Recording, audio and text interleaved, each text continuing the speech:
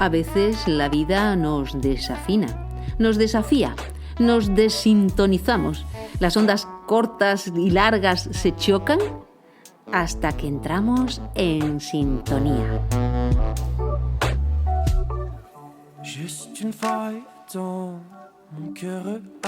Bienvenido, bienvenida a este espacio.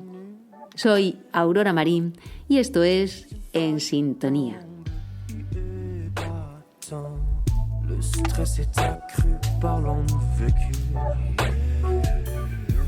En el programa de hoy nos vamos a navegar por las redes neuronales con la neurociencia y recomendaciones para un sistema nervioso saludable. En el espacio En Sintonía con, entrevista con Pepa Mariana Rubio para conocer sobre la risoterapia y sus beneficios.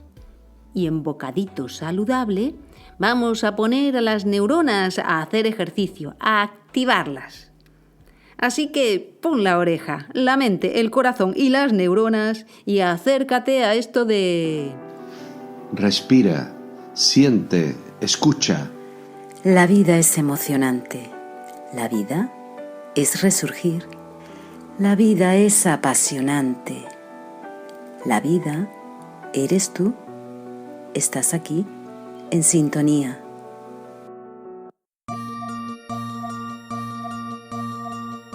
El cerebro se apaga si lo aburres mucho. Eso dicen los que saben de él. Y Oliver Sacks, neurólogo, nos dice que vemos a través de los ojos y también vemos con el cerebro. Y es que el cerebro despierta pasiones, misterios, uno de los órganos más atractivos en continua investigación. Durante siglos, enfermedades como la epilepsia se consideraba una enfermedad de posesión de espíritus malignos. Y no es hasta finales del siglo XVII que se empieza a estudiar estas enfermedades como enfermedades del cerebro. Y el avance mayor fue en el siglo XIX y XX con el microscopio y las técnicas de fijación. Y a destacar a Santiago Ramón y Cajal, que nos muestra que el sistema nervioso está formado por células independientes, las neuronas. Y así empieza a aparecer lo que es la neurociencia, que estudia cómo funciona el cerebro, el sistema nervioso y cómo afecta a nuestro comportamiento. Y llegamos a estos tiempos con la neurociencia moderna, que necesita del trabajo en equipo. Por eso se ha interconectado con otras ciencias como la biología, psicología, anatomía, genética. Y a destacar una mujer, Marian Diamond, neurocientífica, una de las fundadoras de la neurociencia moderna. Fue la primera en demostrar que el cerebro puede cambiar con la experiencia y puede seguir mejorando mientras estemos vivos. Ella demostró lo que hoy llamamos plasticidad del cerebro y al hacerlo rompió el viejo paradigma que consideraba al cerebro como algo estático y que las neuronas iban muriendo a medida que envejecíamos. Vamos, que si algo se estropeaba de nuestro sistema nervioso ya no tenía arreglo, pero ahora se sabe que esto no es así. Tenemos sobre unas 83.000 millones de neuronas que se conectan entre sí en red formando el sistema nervioso, que a su vez está conectado con todos los sistemas y aparatos de nuestro cuerpo, circulatorio, digestivo, locomotor. La red neuronal nos la podemos imaginar como un gran bosque que se empieza a formar en el feto, en la barriga de la madre. Él está conectado a su entorno a través de la vibración, de la voz, la música, los sonidos que llegan, la emoción que le transmite su madre, en todo lo que va viviendo adentro. Y al nacer trae todo ese gran bosque amplio, silvestre, y a medida que crece va tomando forma con el aprendizaje, la educación, la cultura, las costumbres, las experiencias, que se convierten en impresiones de la mente y se va haciendo la poda de los árboles, la poda neuronal, descartando lo que no necesita, desarrollando lo que sí necesita para sobrevivir. Y esto es lo que da lugar a la personalidad, al carácter, a la forma que tenemos cada uno de relacionarnos con lo que nos rodea. Y estos conocimientos se aplican en la educación, en los niños y adolescentes con la neuroeducación, donde nos descubren que es necesario la chispa de la curiosidad, la alegría, la empatía, la emoción para aprender y memorizar. Para Francisco Mora, docente, doctor en medicina y neurociencia, nos dice que solo se puede aprender aquello que se ama. Y a medida que crecemos, ese cerebro sigue madurando. Hasta los 30 años, más o menos, y con excepciones, la neuroplasticidad va haciendo esa poda, esa forma del bosque. Hay que hacer ejercicios para que no se apaguen las rutas neuronales y crear nuevas rutas. Inactividad es sinónimo de deterioro, porque las neuronas se ponen al servicio de lo que haga falta y el sistema nervioso está siempre dispuesto si lo mantenemos activo. Ante funciones como escribir, el lenguaje, manualidades, la música o cuando aprendemos algo nuevo, se produce la conexión entre áreas de diferentes lugares del cerebro para trabajar en equipo. Y ese bosque con el que nacemos se puede ir convirtiendo en una selva, en un paisaje de montaña, en un oasis o en un desierto. Depende del ambiente y estímulos que le demos.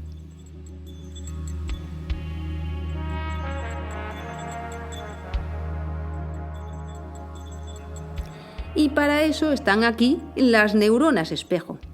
Y es que cuando una persona se fija en otra persona, la mira, la neurona hace el mismo gesto de lo que ve enfrente, lo imita, aunque el cuerpo no se mueva. Y esto sucede porque la neurona espejo se activa y podemos intuir lo que el otro está pensando, sintiendo. Reaccionamos cuando vemos dolor en el otro, alegría, lo sentimos casi como si lo viviésemos en nuestra piel. Nos emocionamos al ver una película o al leer un libro. Con nuestra neurona espejo lo vivimos como si estuviéramos allí.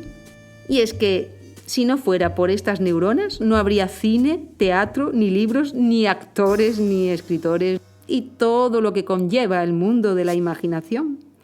Por ejemplo, ¿tú crees que es diferente comer un helado que ver a otro comer un helado o verlo comer en una película? Puede que sí, pero mirando el cerebro, en todas estas situaciones se activan las mismas neuronas espejo. Para ellas, lo que hace el mundo y lo que hago yo no hay diferencia. Y es que su función principal es trabajar a diario para entender el mundo que nos rodea e informarnos para que actuemos por y para nuestra supervivencia.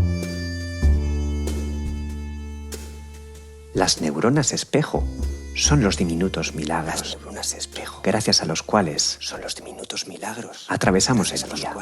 atravesamos el día. Marco Giovanni. Y no olvidemos los recuerdos. Y es que no hay una cajita donde se almacenan los recuerdos, sino que la memoria trabaja en red. En cada parte del cerebro hay un pedazo de ese recuerdo y al evocarlo se pone a funcionar en red para unir las piezas de ese recuerdo y traérnosla a este presente. Si nos llega un aroma de un lugar en el que estuvimos, una música de la infancia, un sabor de una comida que recuerda a la que hacía mi madre, y lo evocamos en este presente, ha pasado el tiempo. Nos han pasado cosas, hemos vivido experiencias y estamos en un estado mental diferente al momento que aquello pasó. Entonces, el recuerdo que regresa a este presente viene de forma diferente. Pongo un ejemplo de mí. Cuando era pequeña, el patio de mi colegio me parecía enorme. Ir de una punta a otra del patio. Y hace poco fui al patio y lo vi tan pequeño que me di cuenta de lo relativo de los recuerdos. Y esa misma ruta, la de los recuerdos, también es la que usan los escritores para crear sus historias.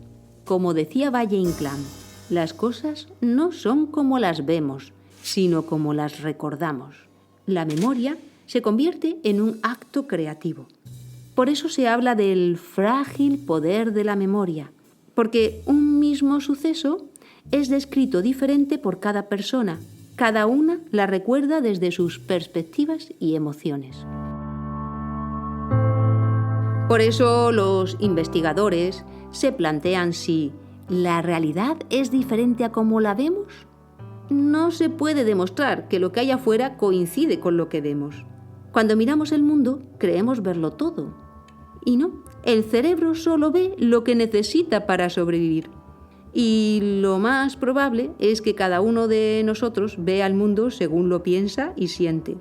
Por ejemplo, la percepción del tiempo es relativa. Ante una situación de peligro, el tiempo se hace inmenso. Sin embargo, en actividades rutinarias que se repiten, el tiempo se hace muy corto, casi no somos conscientes de él. Ir siempre por el mismo camino, mi cerebro ya lo sabe, lo hago siempre, ni lo pienso. No me fijo en los detalles y necesito muy pocas neuronas para hacerlo, porque ellas ya se conocen el camino. Así que un ejercicio práctico, en lugar de ir todos los días por el mismo camino para ir al trabajo o al supermercado, cambio de calle. Esto rejuvenece nuestro cerebro, algo tan sencillo como sacar de la monotonía al cerebro. Y a medida que crecemos y vivimos experiencias, ese bosque se va transformando. Puede llegar a ser un bosque vacío, poco activo, donde apenas crece hierba. O puede estar pleno, sembrado con nuevos pensamientos, con relaciones humanas constructivas. Esto es la neuroplasticidad. Y la diferencia entre el cerebro de un niño y un anciano son las rutas neuronales que ha ido formando a lo largo de su vida, pocas o muchas.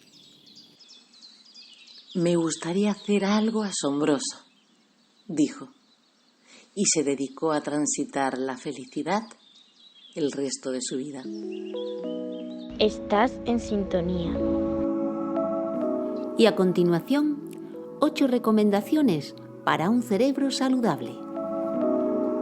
La primera es la alimentación. Nutrir todo el sistema neuronal con verduras, frutas frescas, frutos secos, ácidos grasos omega 3 y agua. La segunda, hacer algún tipo de actividad física que produce la hormona de la alegría, de la felicidad, que es la endorfina. La tercera recomendación, el sueño saludable. Mientras dormimos, se incrementa el espacio entre las neuronas. Esto permite la limpieza del sistema nervioso. La cuarta recomendación, mente activa. Aprender cosas nuevas, algo que no conozco, que puede ser un idioma, aprender a montar en bici. Quinta recomendación, ponerse un reto, un desafío. Por ejemplo, dejar de comerme las uñas, dejar de fumar o pasar a hacer de 50 a 100 flexiones. Escribir un libro o lo que cada uno considere que en este momento es su reto. Sexta recomendación, manejar el estrés. Ante el estrés producimos cortisol. Es cuando el sistema nervioso se pone en situación de peligro. Para manejar el estrés, ser más tolerantes.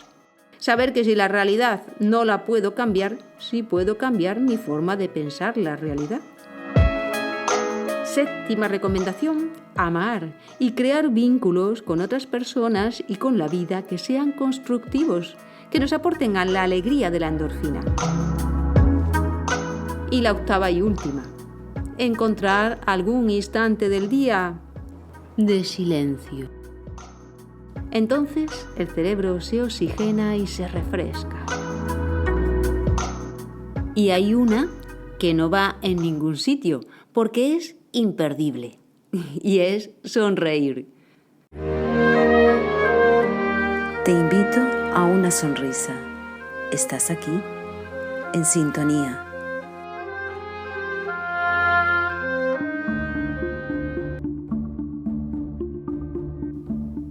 Y hemos viajado por las redes neuronales como si fueran un bosque.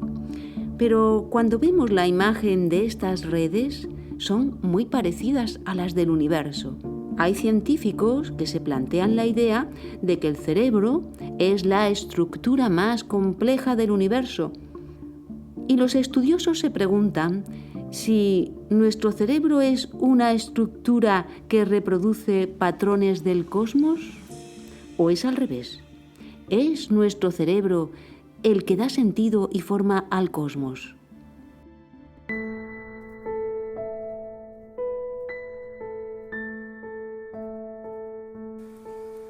Cuentan los astros que en la Tierra somos como fugaces estrellas. Todo ocurre en un momento, en este instante eterno.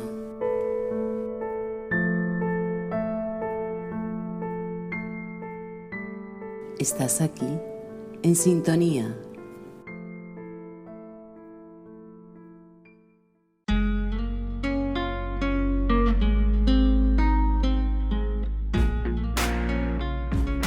En sintonía con. En sintonía con.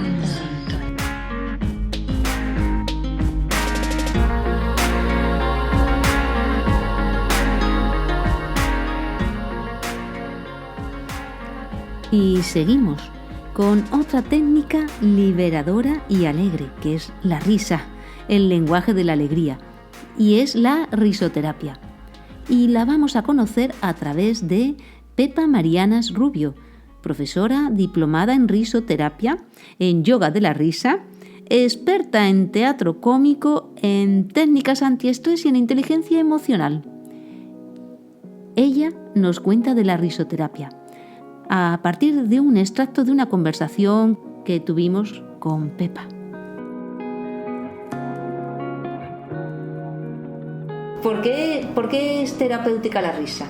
Que la risa nos libera en un momento dado cuando estamos con una tensión o estamos en un momento que no sabemos lo que decir y entonces y estalla la risa, es como se desencadena una libertad de movimiento, ¿no? La risa, tú empiezas a reírte y entonces con las personas con las que estás pues de repente pierdes la distancia y hay un gran acercamiento, ¿no? Entonces simplemente pues, es un bálsamo para la relación con los demás, ¿no? Y luego también es terapéutica para uno mismo porque nos tomamos a nosotros mismos también demasiado en serio muchas veces, a nosotras mismas, y entonces la risa es algo muy físico. La risa de verdad es a base de carcajadas, es un movimiento que te hace mover el diafragma, sudar y hasta lagrimear, y todo eso es terapéutico porque es como un estímulo a tu propio organismo y también a la vez pues a tu mente, ¿no? Digamos, dispara algunos mecanismos del cerebro que tienen que ver también con la gracia, con el ingenio, con lo inesperado, que digamos te da de repente mucha luz en tu mente, te desinhibe mucho y entonces te abre mucho el corazón y todo eso es terapéutico. La risa está muy cercana al llanto. A veces nos reímos y se empiezan a saltar las lágrimas. Es también por el efecto físico de que digamos presionamos sobre los lagrimales, pero también es que libera también el llanto, o sea, es como la otra cara de la moneda también del llanto, entonces también te deja soltar mucho emocionalmente sobre todo es muy terapéutico. Que la risa limpia, te deja y sueltas el control. Y la risoterapia como herramienta, ¿cuándo aparece? ¿Cuándo surge? La risoterapia, así tal como la conocemos hoy en día, pues tiene su origen en los años 60, que me imagino que muchos de vosotros habréis visto la película de Patch Adams, no sé si la habéis visto, os la recomiendo encarecidamente. Y cuenta la historia real de un médico que, de un señor que empezó a estudiar medicina ya muy mayor. Más que nada empezó porque tenía problemas psicológicos y él estaba empezando a querer, él estaba mejorando y quería también ayudar a los demás. En las prácticas que ya estaba haciendo en el hospital, le gastaba muchas bromas a los pacientes, porque quería también que no se sintieran tan pacientes, tan pasivos, ¿no? Sino que fueran más activos en su propia sanación. Comprendía muy bien que el estado de ánimo en la salud es importantísimo, ¿no? Mejoraban mucho antes con los estímulos positivos que él les ofrecía, ¿no? Y entonces coincidió esa década de los 60 también con el descubrimiento de las endorfinas, que son unos neurotransmisores que le llaman las hormonas de la felicidad. Y entonces ya a raíz de eso se empezaron a hacer estudios y ver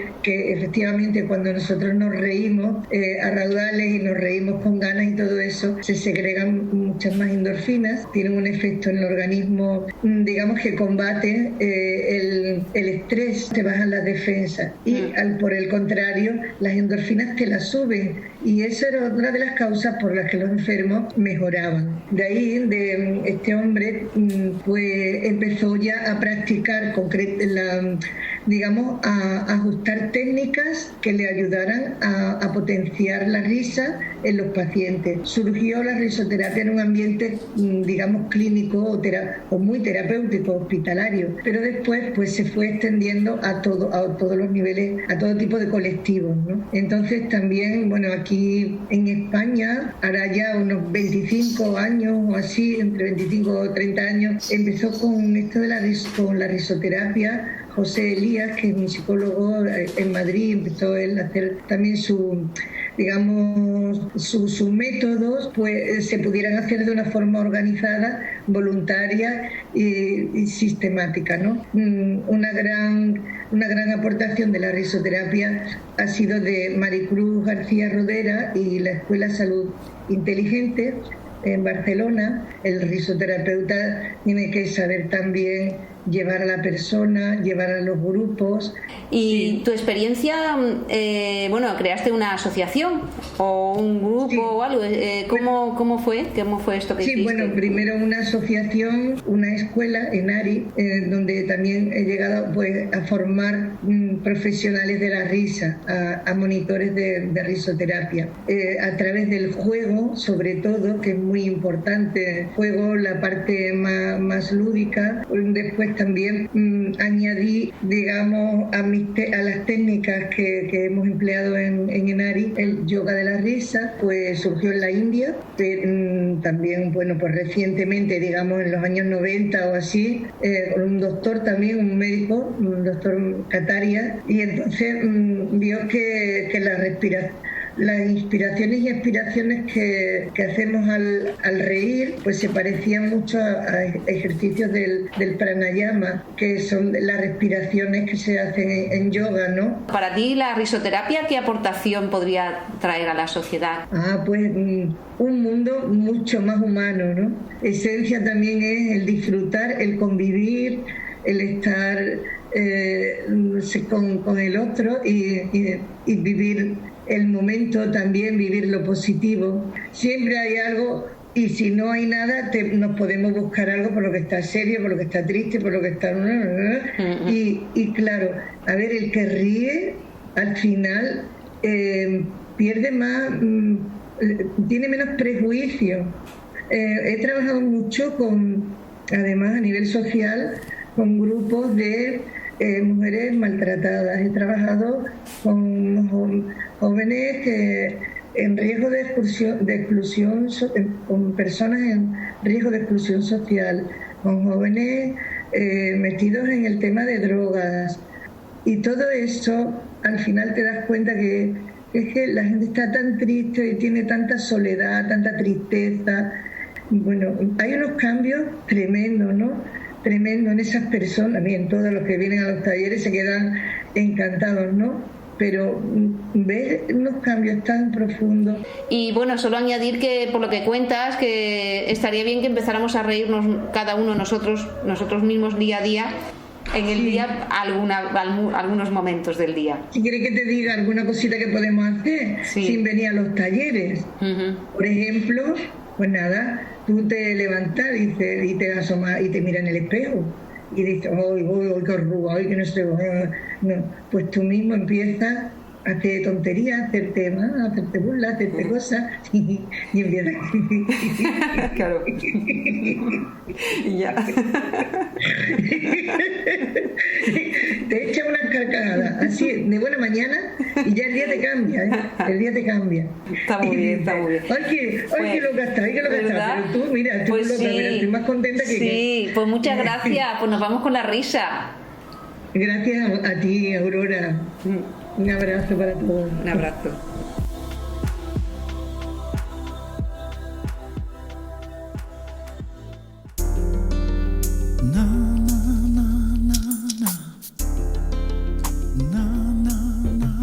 Bocadito saludable.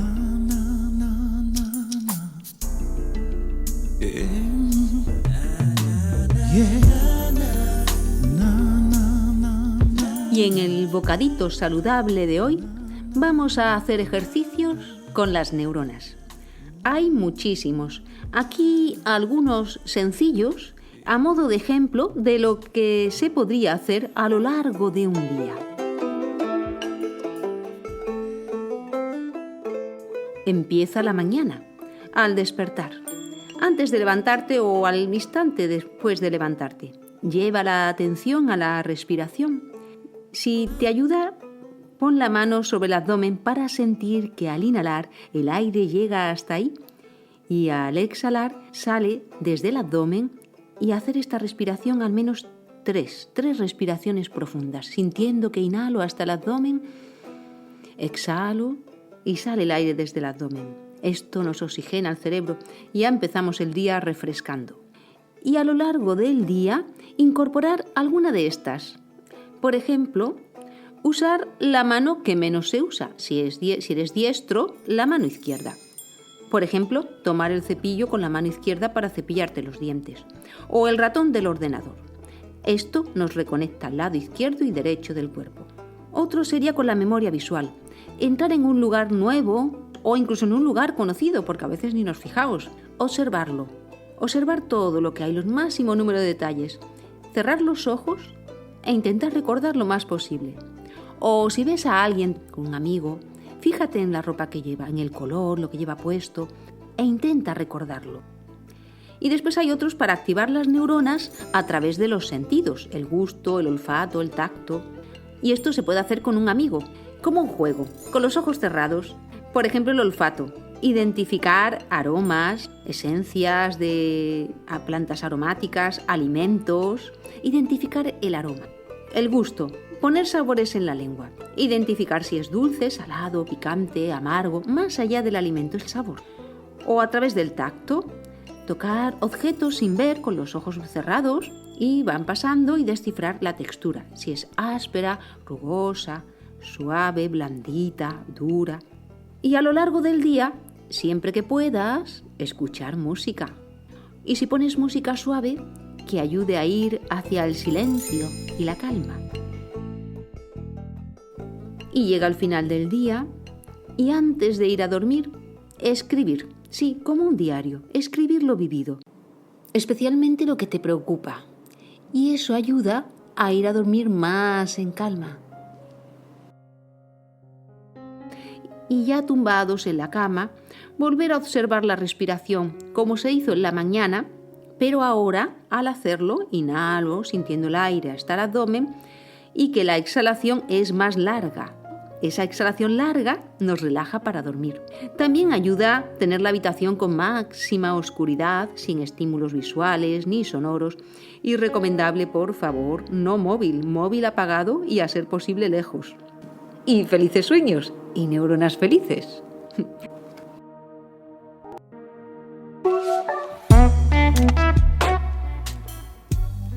Y aquí me despido. Gracias a los colaboradores, Cata, Pablo, Magdalena, Filo, Patricia, que con su voz enriquecen y dan color a En Sintonía. Y gracias a ti por estar ahí. Un gran abrazo. Juste une faille dans mon cœur attend pour la peinture au mur et les bandes en cul nu. Juste une faille tombe, épatant. Le stress est accru par l'envécu. Une feuille tombante, anxiété latente. Pas envie de recommencer ce qu'on foirait les parents.